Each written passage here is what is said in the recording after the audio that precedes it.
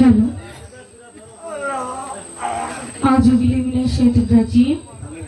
बिस्मिल्लाहिर्रहमानिर्रहीम। सर्वप्रथम आमी आरम्भ करते जाচ্ছি परम करुणामय आल्लाहर नामे एवं तार साथे तार प्यारा हाबिब हजरत मुहम्मद सल्लल्लाहु अलैहि साल्लामेर रওজা শরীফে भक्ति चुम्बन रेखे विश्वेर যত औलिया औलिया गाउस कुतुब जे जेखाने शहीद आछे सकलेर रওজা শরীফে भक्ति चुम्बन रेखे आमार माता पिता तादेर चरणे भक्ति रेखे आमार उस्ताद जिनि आछेन बांग्लादेशेर सुनामधन्य गायक कारी मोहम्मद बारिक विदेशी সেই বাবাজানের প্রতি আমার ভক্তি রেখে আসলে আপনাদের মাঝে এসে যে আমি দাঁড়াইতে পারছি এটাই আমার ভাগ্যের বিষয়। কারণ এখানে দুজনই গুণী শিল্পী, বাংলাদেশের ওনাদের এমন কোনো জায়গায় নাই, সারা বিশ্বে ওনাদের নাম ছড়িয়ে আছে। তো সেই দিক লক্ষ্য করে আসলে আমি আসছিলাম বেড়াইতে, মানে ঘুরতে। এক কথায় আমি আসলে যার কাছে মুরিদ হইছি এই বৈরাবর মানে আপনাদের এই আবুল সরকার ফরিদপুর, সেই বাবাজানের কাছে আমি মুরিদ হইছি।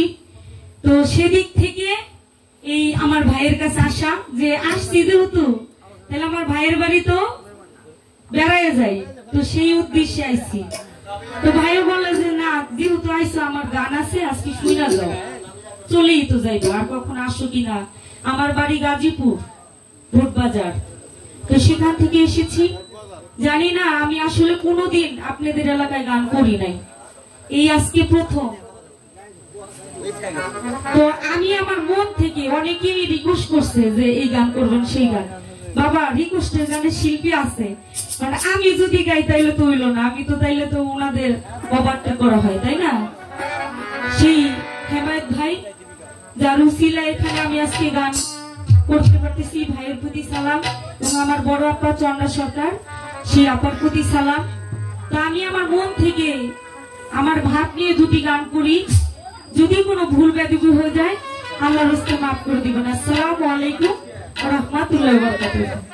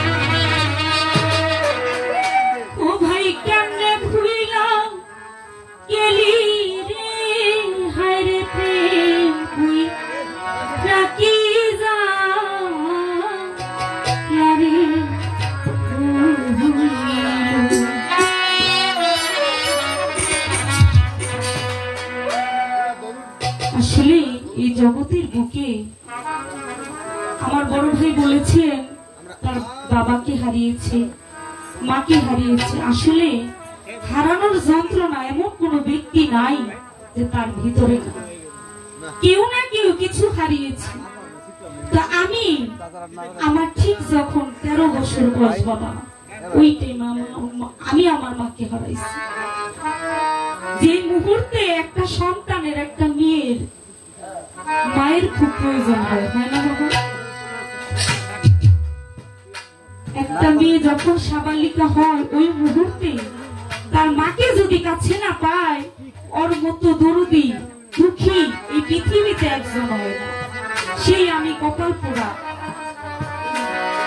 তাই আমি বুঝি হারানোর যন্ত্রণা কতটা হতে পারে, কারণ আমি ধুকে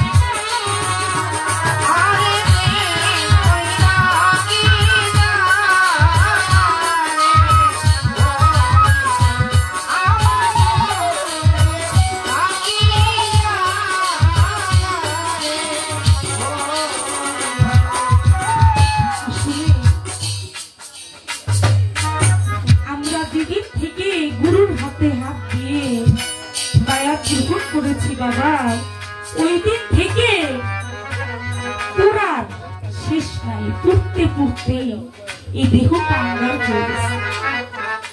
বাবা এটা একটা গুরুর পোড়া দেয়, তাই না বাবা?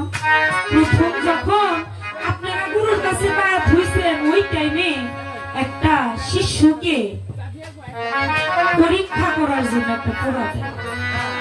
ওই পোড়ায় যে ব্যক্তি পুড়তে পুড়তে ছাই হইয়া আঙ্গার হইয়া খাঁটি সোনা খাঁটি ছাই হইতে পারছে, সেই বাবা ভক্ত হইতে পারছে।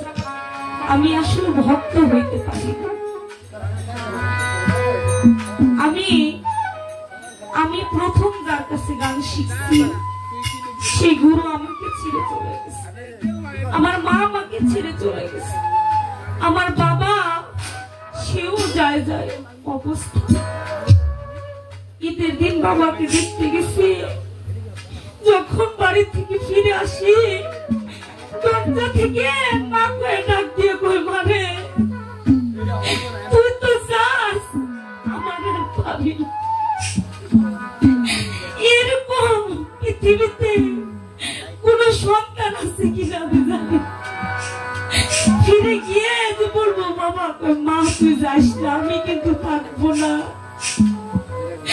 আমার মতো যেন আর কোন দুঃখী দাও বাবা। আমি ছোট কাল থেকে পড়তে পড়তে কইছিলাম সাই হয়ে গেছি, আমার ভিতরটা মনে হইতেছে নাই।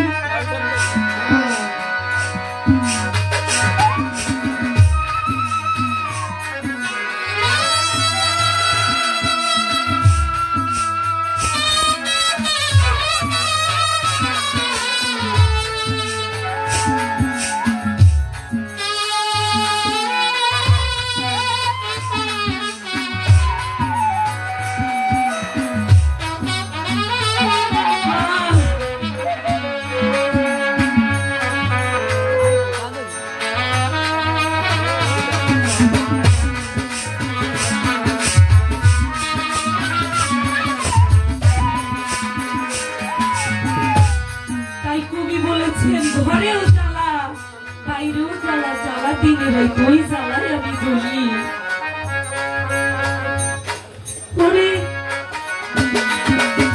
আমার মাতা নাই মোর, পিতা নাই মোর, নাই কাজুরের ভাই, প্রতি কাজে দুঃখ আমার বান্ধব কোথায় ভাই জানে ভাই জানা দিদি।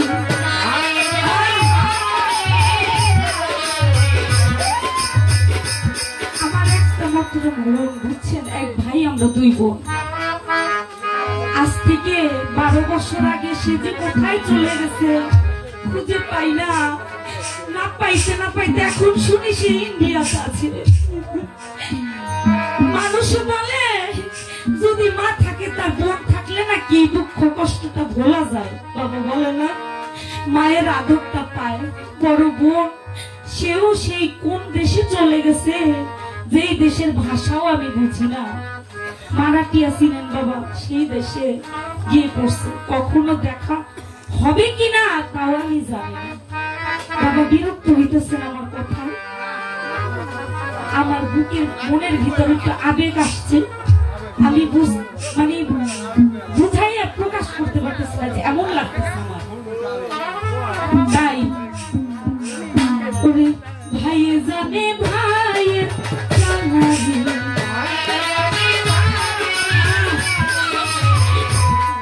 আরে তরিকায় ভাই ভাই জানে ভাই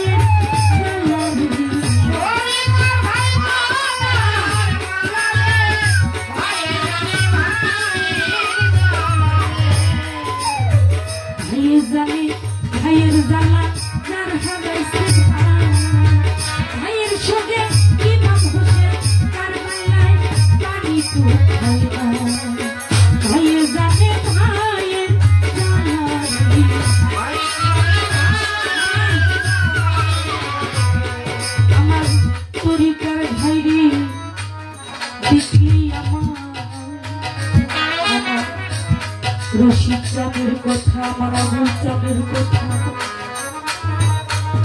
আমার বৈরবের কথা, আমার ভান্ডারির কথা, আমার হিমায়ত চাঁদের কথা মনে কইরা যাও।